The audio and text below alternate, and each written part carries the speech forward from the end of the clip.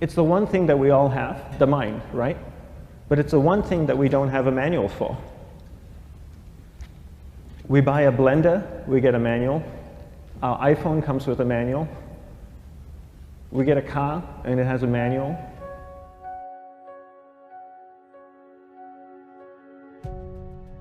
Nobody teaches you how to use the mind. There's no manual for the mind. So this, I think, is one of the most essential things in making progress in our life, is really understanding how our mind works. It's the one thing that we have to live with 24 hours a day, 7 days a week. We have no choice. Imagine if most of you slept 8 hours a day, which most of you don't. You slept and you were awake 16 hours a day. In the 16 hours you practice your awareness just randomly moving from one thing to another, to another, to another. All day practice being distracted. What would you be good at after 6 months? You did the 16 hours a day, you just allow your awareness to jump from one thing to another to another. I'll tweet right now, I'll switch to text messaging, then I'll go to email. Oh, my phone's ringing, so I'll answer the phone. And then somebody's speaking to me, so I'll have 2 conversations at one time. And I'll just do this 16 hours a day, 7 days a week. So you get it being good at distracted. After 1 year, you're an expert at being distracted. After a year and a half, they'll invite you to give keynote talks on being distracted. You're so good, you practice 16 hours a day. So the same works for the opposite. If you practice being concentrated 16 hours a day, what would you become good at? You become good at concentrating. And all it takes is practice. By just doing one thing at a time. Keeping your awareness on one thing at a time. And you integrate this into everything that you do in your life. So the best way to do it is pick a few opportunities in your everyday life. For example, we all speak with people. When I speak with somebody, I give them my undivided attention. I keep my awareness on them, and the conversation is really brief. Why? Because we're concentrated. We're not being distracted. A 10-minute conversation normally just takes 3 minutes because you're just so focused. I define concentration as the ability to keep that awareness on one thing for a prolonged period of time.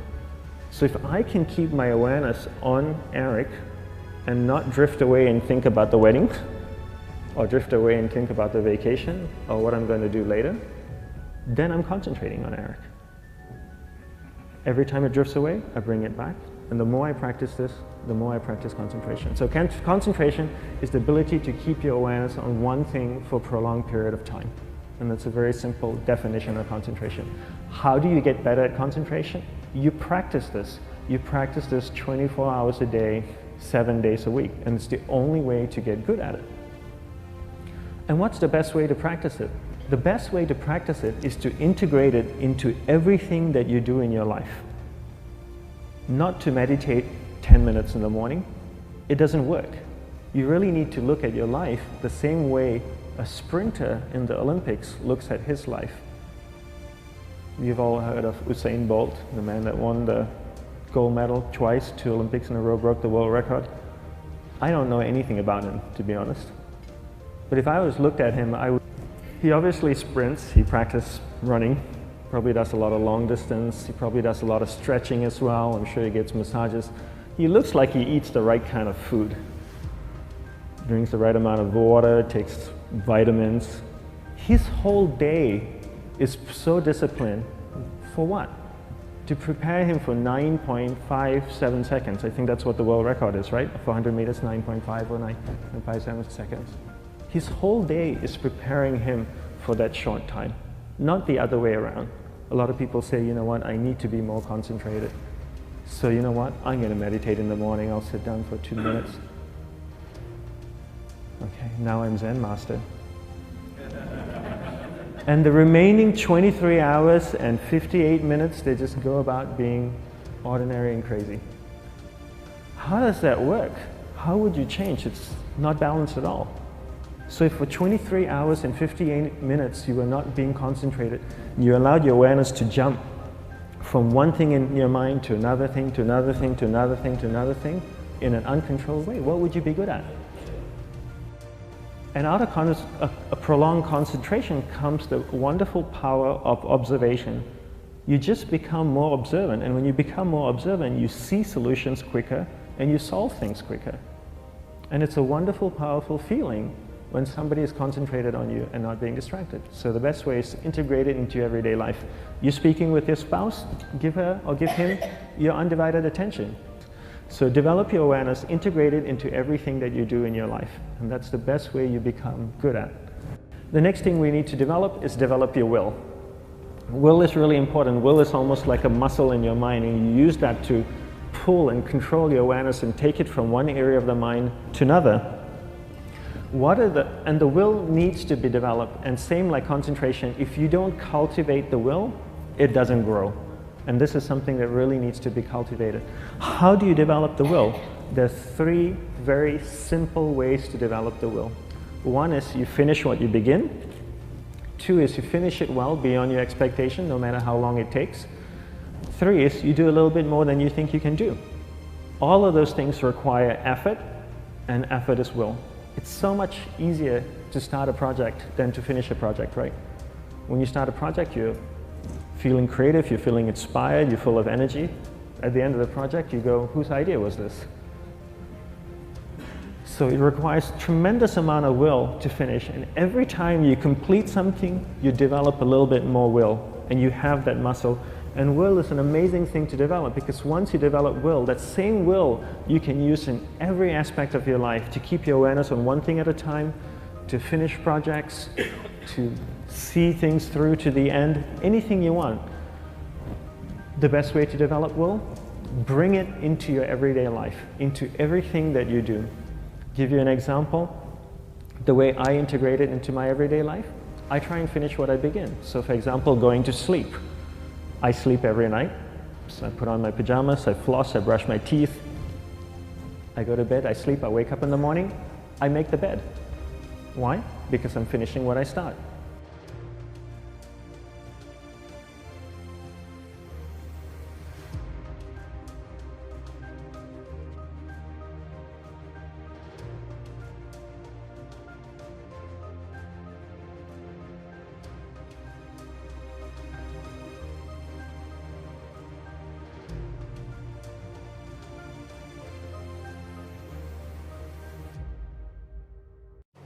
He said, it's better to walk alone than to walk with a fool.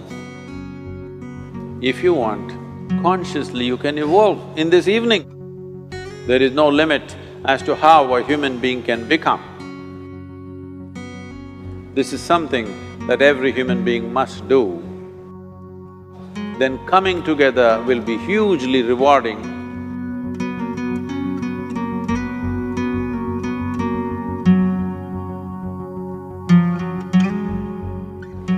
When Gautama, the Buddha, was asked, is it better to walk alone or in company? He said, it's better to walk alone than to walk with a fool. Well, that's him, not me. He was quite sure that only a fool will walk with you. So he said, it's better to walk alone than to walk with a fool. Certain lore in this country says, when you want to do a short and quick journey, walk alone. When you want to do a long journey, walk in company. But the important thing is, who is walking with you? Not always being together is a good thing. Many times, being together can be a nuisance. So, first and foremost, unless you are a twin, even then, we come alone and we go alone. If one does not know how to be by himself or herself,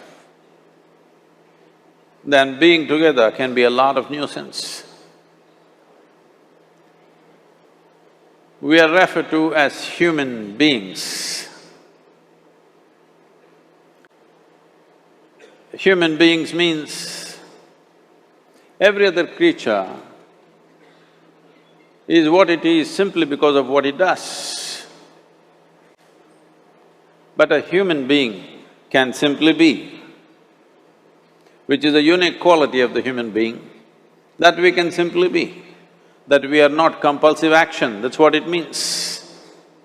Our action is conscious and judicious. But generally, when people get together, generally, people are in compulsive action. It can be an association where there could be a purposeful action, or it can be a gang where there can be more purposeful action, or it can be a crowd which can be a compulsive action. So essentially, to be human means we have reached that point of evolution within ourselves that if we wish, we can simply sit here, just be. We can consider as to what action to take and what not to take. This is definitely individual. When individuals come together, we say, it's we in plural, but still it is individuals who have to come together. To be an individual means you are not further divisible. That means you're just one. People find different ways to divide themselves within themselves. In India, with 10,000 years of cultural history, we have invented various words to divide ourselves. It's very common for people to talk in terms of Atma, Paramatma, Ahankara, this one and that one. But every culture has this in their own way. When things are going right, when good things are being done, if you ask people, they say, yes, I did it. When things don't go right, when things go wrong, then they will try to find somebody. If they don't find anybody, he is always there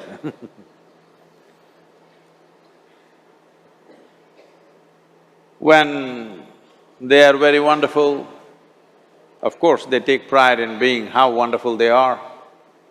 When they turn nasty, they say, it was my ego. Mr. Ego is always a fall guy. So individual means, but if I'm wonderful, it's me. If I'm nasty, it's me. All of you. Are you 24 hours wonderful? Hello?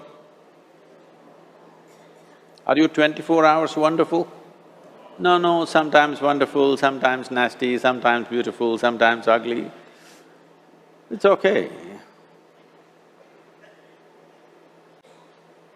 If we understand it is me who is capable of being absolutely wonderful and it is me who is capable of being absolutely nasty another moment, then gradually the number of moments of nastiness will keep on receding. If I see what is wonderful is me, what is nasty is… In India we have many words, it's my karma, what can I do? Now, you must fix this. Being an individual is very important, that means you're not further divisible. If I'm wonderful, it's me, if I'm nasty, it's me. If I succeed, it's me, if I fail, it's me. You have to fix this. I'm just asking you a simple question. Within this, how many people? Hello? How many people within you? 1, 2, only one. If you're one, you're normal human being. If you're more than one, you're either schizophrenic or you're possessed. You either need a psychiatrist or an exorcist. But you will see whenever things don't go right, another guy will pop up from somewhere So, becoming an individual means you killed all those pop-ups and just said, this is me. this what is me has many dimensions. If I don't see this is an individual, I cannot divide this further, then transformation will not happen. If transformation does not happen, if people come together in that state, there will be more mess than solutions. All creatures hang out together. Whether it is various wild creatures, most of them hang out together. Even monkeys, who are just one step behind us, they are also in bunches.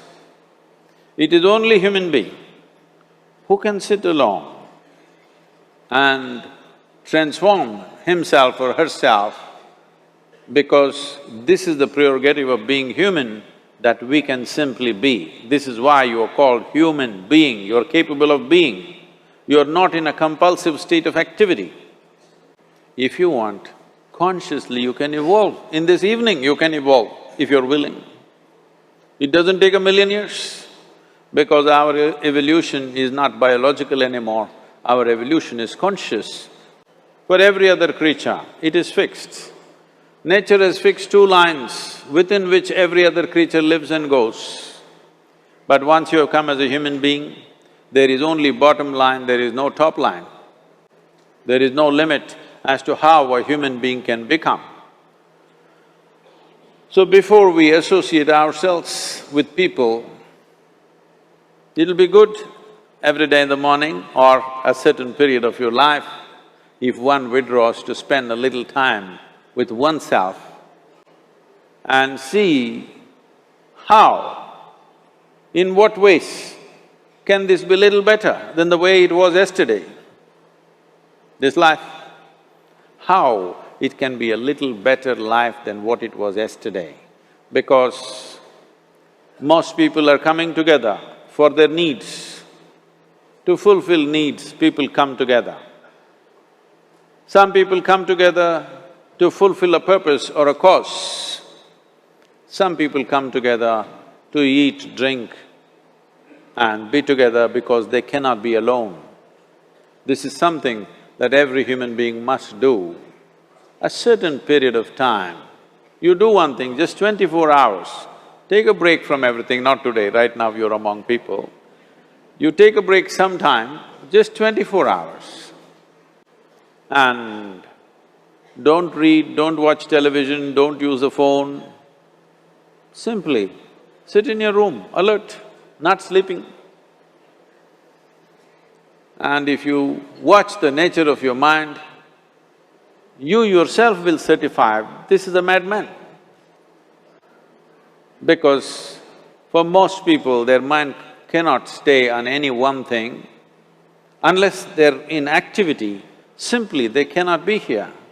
In compulsive state of psychological activity is on. When you are like this, you cannot be. That means you cannot be a human being. Being has to happen. Only then togetherness will be very rich. If you know how to be by yourself, then coming together will be hugely rewarding and of tremendous value.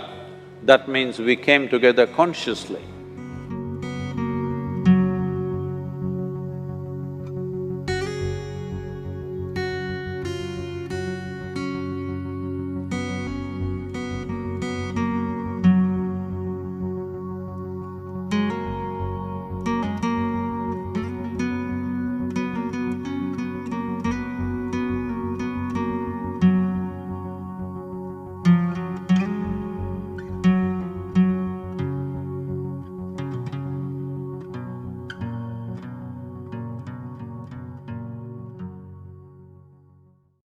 I don't care how good you are, I don't care how talented you are, I don't care how much you work on yourself. There are some times when things aren't going to go right.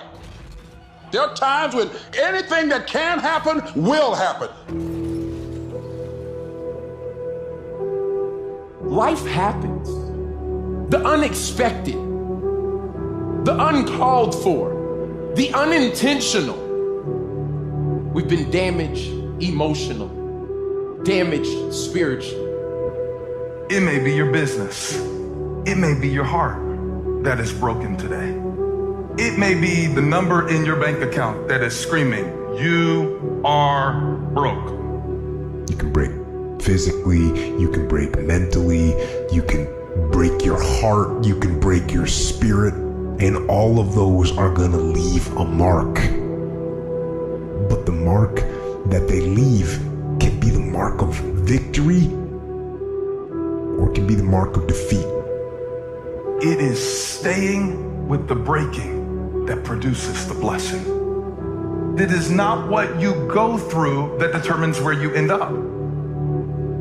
It's who you listen to. Because I think right now you are walking through a valley between two voices.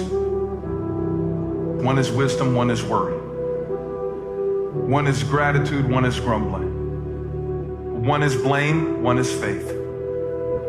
Because every time you break, and in every way that you break, while it's a chance for you to give up and for you to fall apart, but there's also opportunity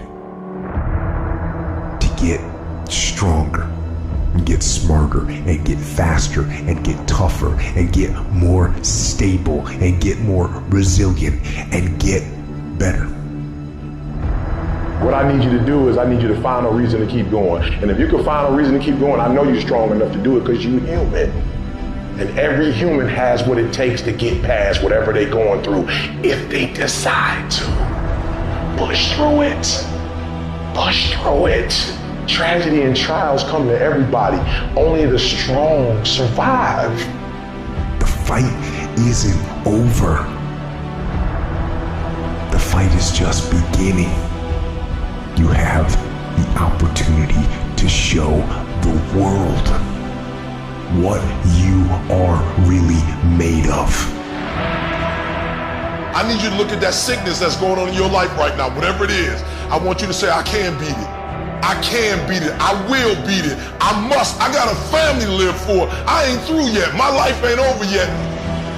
There's some things in life you don't need no degree for. You don't need no money for it. You don't need no support for it. There's something in life you just gonna get through when you tell yourself, I'm gonna get through this. Regardless of what happens to you in life, regardless of the adversity, regardless of the opposition, regardless of the trial and tribulation, nothing can stop you. The only thing that can stop you is you. No situation, no circumstance, no piece of adversity can define your life. Never let a circumstance define you. And I'm not retreating. I'm not running. I don't care what they say on paper. I don't care if you say we outnumbered. We live by this and we die by this. We don't retreat. We don't run. We gonna stand and we gonna live and we gonna die by what we stand for, and everybody gonna know what we represent and what we're part of. I got staying power. I got staying power. Be encouraged today that no matter what you walk through, no matter how broken your marriage is, no matter how many times you failed, there is within you a spirit that is greater than whatever is going on around you. If you would be willing to fight your way through this battle, fight your way through cancer, fight your way through that academic struggle, fight your way through divorce, fight your way through it. If you are willing to fight your way through that singing career, fight your way through boxing, fight your way through football, I'm telling you, at the end of the fight is going to come victory.